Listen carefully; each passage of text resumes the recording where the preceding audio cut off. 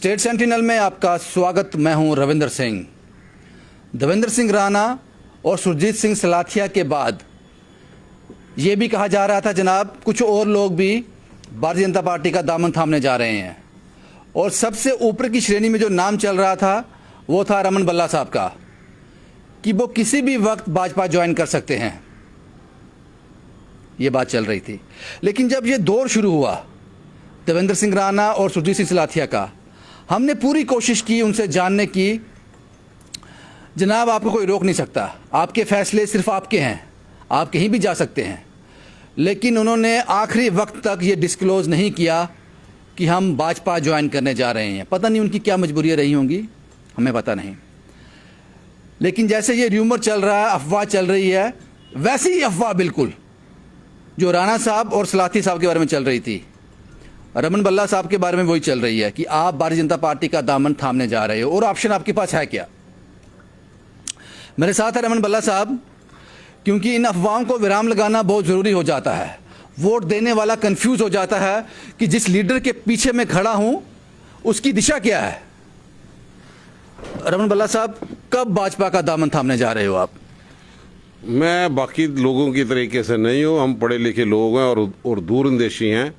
हम किसी आइडियोलॉजी के साथ जुड़े हैं, और वो आइडियोलॉजी जो कांग्रेस की है, उस आइडियोलॉजी के साथ जिसने गुलामी की जंजीरों से जकड़े हुए भारत को आज़ाद करवाया, और उस तंजीम के साथ जिसमें मैं अपने आप को गौरवशाली महसूस करता हूँ कि जिसमें स्वर्गीय इंदिरा गांधी हो, सरदार बेअंत सिंह जी हो, हमारे स्वर्गीय राजीव गांधी हो, जिन्होंने देश की खातिर अपनी जान की परवाह नहीं की, अपनी आहुति दे दी। हम फ़ख्र से कह सकते हैं कि हम उस कांग्रेस पार्टी के सिपाही हैं। और आज जिस ढंग से लोगों की तरफ अफवाहें, लोगों की तरफ अटकलें, जिसका नाम है उसको कोई चिंता नहीं। लेकिन अच्छा किया आपने पूछ लिया। मैं समझता हूँ कि ऐसी पार्टी का जिसका नाम लेना, जिसने जम्मू कश्मीर के रियासत के रहने वाले अवाम को ज़ख्म पहुँचाए, जिसने हमारी रियासत का दर्जा छीन लिया, जिसने लोगों की इकोनॉमिक एक्टिविटी को बिल्कुल बंद कर दिया और उनकी स्पेंडिंग मनी जो पावर थी वो भी ख़त्म कर दी।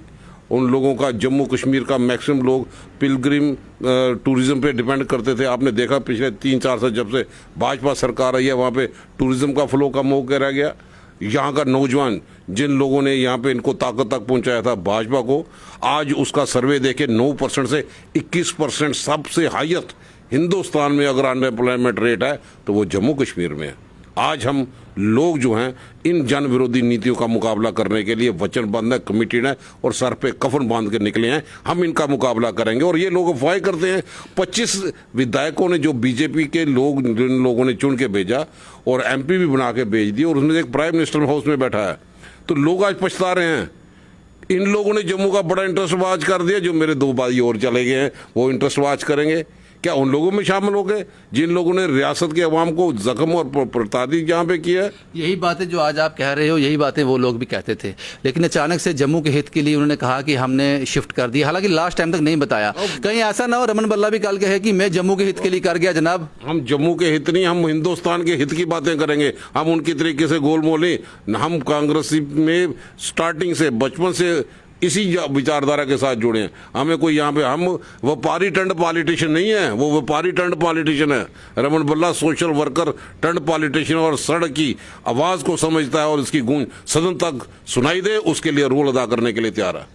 इन अफवाहों को मैं अभी विराम देता हूं। हाँ या ना, हाँ या ना, बीजेपी ज्वाइन करने जा रहे हैं या नहीं? ना, इसका मतलब ही कोई नहीं। जब हमने कहा बीजेपी की इतनी टिप्पणी यहाँ पे की, उनको किसी भी, जब बीजेपी हर सेक्टर, बताओ आज भाजपा के दौर पे जो दावे करते थे 2 साल पहले, हमने रियासत का दर्जा छीन के जम्मू कश्मीर को कश्मीर के वह हिंदुस्तान के साथ मिला के, अब नोटबंदी के बाद आतंकवाद की कमर टूट गई। अब भाजपा को चेहरा मैं बताता हूँ, आज सिलेक्टिव किलिंग, टारगेटिंग किलिंग चल रही है।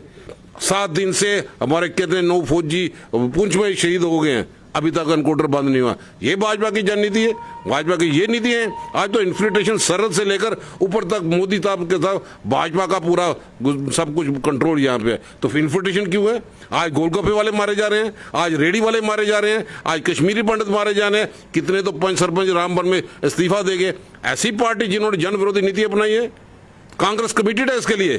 कांग्रेस इसके आम अवाम नौजवानों के साथ हमेशा खड़ी रहेगी। और मैं समझता हूं आने वाले दिनों में जम्मू कश्मीर का अवाम समझ चुका है, लॉलीपॉप देने वाले जुमलाबाजी के करते हुए ये भाजपा जो सत्ता में पहुंची है, बीजेपी जो जसूसी पार्टी बन के रहेगी और महंगाई को कंट्रोल नहीं कर सकी। आए दिन अभी भी महंगाई, रोज पेट्रोल डीजल गैस, इस पार्टी ने जिन्होंने गरीब आदमी का चूल्हा जलाना मुश्किल कर दिया। मैं समझता हूं कि लोग किस ढंग से गए होंगे। कल 2 साथी भी आए, लेकिन पार्टी का झंडा उनके पास एयरपोर्ट के पास किसी ने क्या उन्होंने अमित शाह जी के बचा के लिए रखे रैली के लिए? कहाँ पे थे झंडे? अभी शर्म आती है उनको। कांग्रेस के लोग हम लोग हैं जो अपने पार्टी का झंडा लेके सोनिया गांधी के हाथ को मजबूत करने के लिए, राहुल गांधी जी के हाथ को मजबूत करने के लिए, प्रियंका गांधी के हाथ को मजबूत करने के लिए पूरी जान जोखिम में डाल देंगे। लेकिन हम उस पर यहाँ पे अड़े रहेंगे। उस पर आ रहा हूँ मैं। लेकिन मुझे लगता है कि इस बात को, मुझे लगता है कि ये कोशिश मैंने राणा साहब और सलाथी साहब से की थी, जवाब नहीं मिला था। रमन बल्ला ने जवाब दे दिया, वो बीजेपी ज्वाइन करने नहीं जा रहे हैं। मुझे लगता है इन अफवाहों को यहीं विराम मिल जाना चाहिए। सर एक और चलते हैं, आपने अभी जिक्र किया कल जो देवेंद्र सिंह राणा और सलाथिया साहब दिल्ली से वापस आए, पूरा जम्मू चौक हो गया, रुख सा गया, इतनी भीड़, हज़ारों की तादाद में लोग। आज भी स्कूल बंद हैं, बच्चे स्कूल नहीं जा रहे हैं। दशहरा का जो महोत्सव होता है, जो त्यौहार है हमारा, वो नहीं मनाया गया।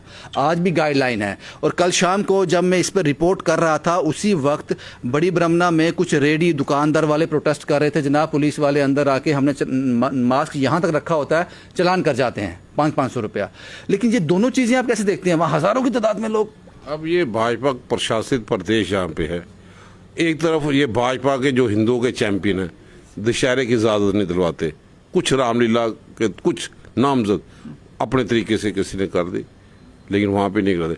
लेकिन बड़े बड़े रैलियों का आयोजन करने के लिए यहाँ पे पूरी प्रशासन लगा। ये अमित शाह को देखना है, जिनकी सरकार है, जिनका प्रशासन है, कि किस ढंग से आप कोरोना वाइड के लिए बच्चों को जाने, आप केसेस कई निकल के यहाँ पे रहे।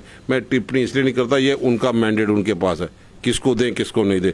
लेकिन जनता सारी समझती है कि ये पक्ष और विपक्ष की राजनीति करने के लिए अपने आदमियों को पूरी सुरक्षा। सवाल तो अब एडमिनिस्ट्रेशन पे उठ रहे हैं ना, कि अगर आप एक तरफ कोरोना का डर लोगों में अभी भी है, आप चलान भी कर रहे हो, उनको गाइडलाइन मानने के लिए मजबूर भी कर रहे हो, लेकिन दूसरी तरफ इस रैली को कैसे जस्टिफाई करोगे? मैं कल एयरपोर्ट की बात कर रहा हूँ, वहाँ जो हज़ारों की तादाद में लोग थे, कम से कम 3 से 4 घंटे के लिए पूरा रोड चौक हो गया, पूरा जम्मू शहर रुक गया, सतवारी तक जाम था, इतने लोग थे। इस बात को आप कैसे जस्टिफाई करो? मैं कहता हूं जस्टिफाई ना, ये मैंडेट तो अब प्रशासन के पास है ना। प्रशासन है कहां पे? प्रशासन जब किसी लोगों की दिक्कतें यहाँ पे होती, उसका समाधान कोई नहीं। सिर्फ कोरोना के सिलसिले में एक्सेसिबिलिटी अफसरों की नहीं, 2 कानून है, 2 कानून है, पक्ष के लिए अलग है। आप बताओ, जो लोग इलेक्शन में हार चुके हैं, वो सरकारी बंगलों में रह रहे हैं, दूसरों को निकाला जा रहा है, तो पक्ष जवाब देना किस कैपेसिटी में वो रह रहे हैं। लेकिन रमन साहब, यहाँ सवाल ये है कि आपने कहा गलत है, ये नहीं होना चाहिए, कानून सबके लिए बराबर होना चाहिए। लेकिन जब राहुल गांधी आए थे, उनके पास भी ऐसा ही था, उन क्राउड था, उस पर आप क्या कहते हैं? राहुल गांधी प्रशासन मना कर देता ना, प्रशासन चुप रहा, प्रशासन हमने जबरदस्ती तो की नहीं, ये प्रशासन को देखना था। अगर पहले कहते, जब राहुल जी आना चाहते थे बंद कर दिया, उनको एयरपोर्ट से रवाना कर दिया। जब वो आए, अपने वर्करों को किसी ढंग से मिलने की कोशिश की, वर्कर मिले, जनरल पब्लिक तो कहीं पब्लिक जलसा तो कहीं पे था नहीं। ये प्रशासन को देखना था कि किस ढंग से यहाँ पे कर दिया। और यहाँ पे तो प्रशासन खुले बाहों से इस्तेमाल करने की कोशिश यहाँ पे कर रहा है। कहीं ना कहीं चूक है, जिस ढंग से रेडी वालों के चलान काटे जा रहे हैं। चूक थी प्रशासन की कि उनको परमिशन नहीं मिलनी चाहिए थी इतने ज्यादा लोगों के साथ जाने की। हाँ, ये प्रशासन को देखना था कि किस ढंग से वो इन चीज़ों का पालना एसओपी का यहाँ पे कर पाए। लेकिन प्रशासन चुप्पी साध दे रहा, और हमने पूरे नाम्स को, जो गाइडलाइन थी, उस सब को सही मायनों में इम्प्लीमेंट यहाँ पे किया। हर जगह पे मास्क और कई जगह पे सैनिटाइजर का सिस्टम यहाँ पे रखा था और डिस्टेंस भी रखा था। ठीक है साहब, ये पॉइंट भी हमने आपसे बात कर ली। अब ये बड़ा इंपॉर्टेंट, बड़ा महत्वपूर्ण पॉइंट है, जिस तरह से ये पैराशूट लैंडिंग हुई है राणा साहब की और सलाथिया साहब की, आपको लगता है कि एक आदमी ने घर बनाया, उसको तैयार किया, पेंट किया, अब पूरा तैयार हो गया, घर में रहने जा रहा है, 2 लोग अचानक से आते हैं, उस जगह बैठ जाते हैं, यहाँ घर के मालिक जिसने बनाया उसने बैठना था। आपको लगता है जो भारतीय जनता पार्टी की जम्मू यूनिट है, लंबे समय से काम कर रही है भाजपा के लिए, यहाँ पे अचानक उनकी जगह कुछ और लोग आ गए, तो भाजपा का जो अपना अंदर का घर है उसका माहौल कुछ खराब हो जाएगा, कुछ कसावट आ जाएगी? देखो, वो तो ऑलरेडी खराब है, वो अपनी पीठ खुद ही थपथपाते हैं। दिल्ली की लीडरशिप को पता है भाई, ये जितने भी हैं ये सिर्फ ऐसे लाइबिलिटी हैं। इसलिए तो 70 मंत्रियों का जमावड़ा यहाँ पे भेजा। 70 मंत्री क्या करने के लिए, क्या उसे तोहफे देगी? ग्राउंड में कुछ नहीं, आज टाइमली आप वेजेस कॉन्ट्रैक्चुअल लोगों को नहीं दे रहे, डेली वेजेस को आप नहीं बंदोबस्त कर रहे, जो एसपीओज लगे थे उनको रेगुलराइज करना, फॉलो करना, उसलिए आप चुप्पी साध देंगे। तो 7 साल में ये लोग करते क्या रहे? इन लोगों ने सरकार बनाई थी। भाजपा का जो अंदर का खेमा है, जो अंदर के लोग हैं, उनमें कहीं ना नाराजगी होगी। ये उनका अपना मैंडेट आपको है। क्या लगता है अगर आपके साथ ऐसा हुआ होता? उनको नाराजगी हो या खुशी हो, लेकिन मैं दावे से कह सकता हूं अगले चुनाव में भाजपा का सुपड़ा साफ होगा। इनका नाम लेने वाला कोई नहीं होगा, क्योंकि इन्होंने जख्म हर कोने में, एक बरादरी को दूसरी बरादरी के सामने खड़ा कर दिया। कश्मीर में बुद्धिस्ट को दूसरे के साथ, सिख बरादरी को मुस्लिम बरादरी, जो इनके एक्शन थे उस लाइन पे, रीजनल लाइन पे जो उन्होंने डिवीजन यहाँ पे किया है, मैं समझता हूँ लोग बेसब्री से इंतजार कर रहे हैं। भाई आपको हर एक चीज अगर अच्छी लगती है आप चुनाव के लिए घोषणा करें। आप उसी लिए जिस ढंग से सेंट्रल लीडरशिप ने समझा कि हर एक जगह पे, हर एक फ्रंट पे ये भाजपा की लोकल लीडरशिप लोगों का कॉन्फिडेंस नहीं जीत सकी। जिस ढंग से अनएम्प्लॉयमेंट रेट बढ़ा, कोई इन्वेस्टर की टीम यहाँ पे नहीं आया। आप डोगरा महाराजा हरि सिंह के स्टैचू पे हाथ डालते हैं, भाई महाराजा हरि सिंह की बनाई हुई रियासत को आप उसको टुकड़ों में करते हो। ये महाराजा हरि सिंह का सपना था, उसने तो ताकत और बाजुओं के जोर पे इसका फैलाव किया।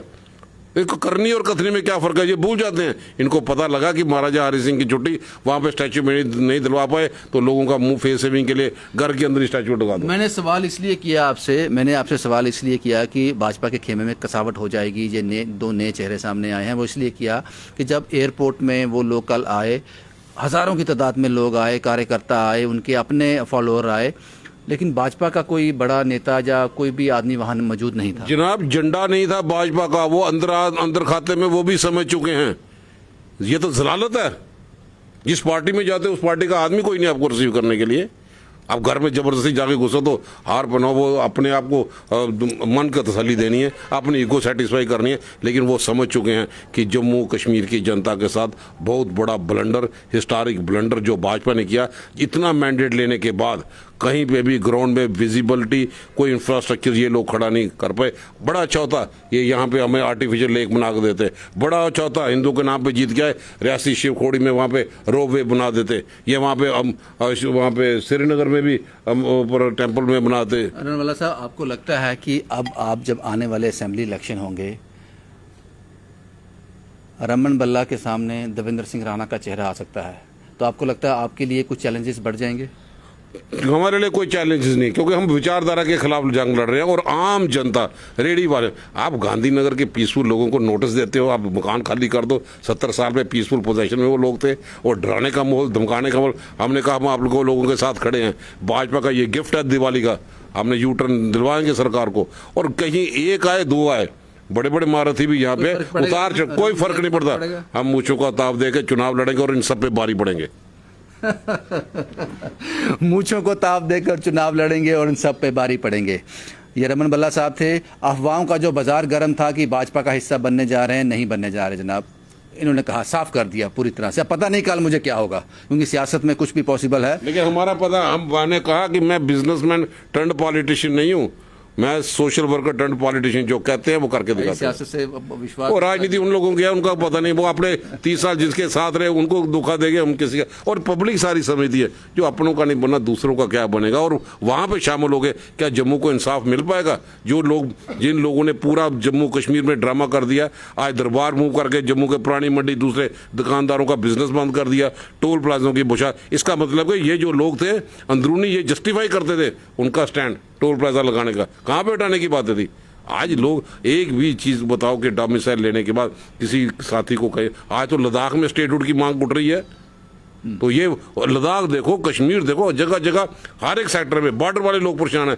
यहाँ के ठेकेदार परेशान है जिन्होंने 4-4 साल के काम किए, उनको पेमेंट नहीं मिल रही है। चुनाव में डिसाइड हो जाए कितने लोग परेशान हैं, ये तो वो लोग डिसाइड कर। लोग बड़ा बेसब्री है, लोगों के सब्र के बांध का इम्तिहान ले रहे हैं। और मैंने कहा था कि ये टेस्ट ना करें। बड़ा अच्छा होता अगर अमित शाह जी जब हमारे गोलगप्पे वाला मारा गया, जवाब दें। आप उसी डेड बॉडी नहीं पहुंचा सके उसके घर वालों के पास।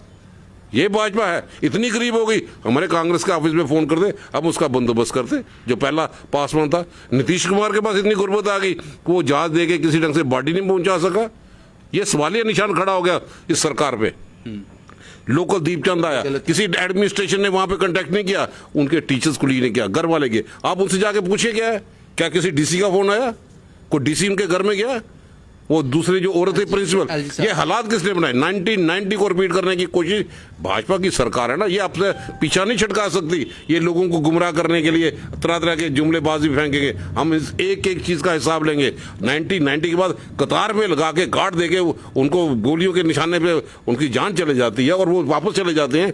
भाजपा क्यों? भाजपा तो कहती थी परिंदा भी पर नहीं मार सकता, और गोलगप्पे वाला वहां पे पड़ा रहा। उसको फिर रात को उसकी बीवी ने वहां पे इंटरव्यू दिया कि मेरे को पति से मिलने नहीं दिया। आप इतने सरकार चलती है, हम भी चलकाते थे। उसकी बॉडी उसके घर में इज्जत मान के गए, टेररिस्ट विक्टिम था, चाहे वो गरीब आदमी हो चाहे अमीर आदमी हो, लेकिन सबके लिए कानून बराबर है। ये एक आई ओपनर है सरकार के लिए कि सरकार कहां पे खड़ी है। बच्चे आज दिन को प्रदर्शन करते थे, लेकिन इस बार तो रात को प्रदर्शन करते रहे। एनएसयूआई वालों को एडमिशन नहीं मिलती। 80% नंबर लेने के बाद हम लोगों के बीच में गए, बच्चों के बीच में गए, उनको एडमिशन गवर्नमेंट को मजबूर किया कि सीटें बढ़ाने के लिए। एनएचएम वालों को भी मजबूर किया। अब गवर्नर साहब पहले दिन लाठी बरसाते हैं, जब हम रात को उनके पास पहुंच जाते हैं, हालात को देखते हैं, दूसरे दिन उनके पास पहुंचते हैं, फिर फैसला करते हैं। आप पहले भी कर सकते हो, आपके पास प्रशासन है। शुक्रिया भल्ला साहब हमसे बात करने के लिए। बहुत सी बातों पर चर्चाएं की और बहुत सी चीज़ें साफ भी हो गई, और फाइनल ये हुआ कि सामने कोई भी आ जाए, रमनवाला साहब ने कहा कि सामने कोई भी आ जाए, हम मूंछों को ताव देकर चुनाव लड़ेंगे। शुभम कुमार के साथ Ravindra Singh, the state sentinel के लिए लड़ेंगे और कांग्रेस से लड़ेंगे।